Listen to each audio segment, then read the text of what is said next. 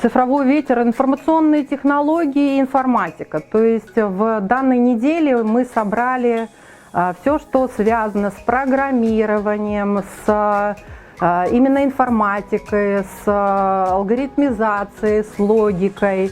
То есть такое широкое направление, которое как раз охватывает разные возраста, разные сферы деятельности. Ну вот это именно вот такой большой пласт.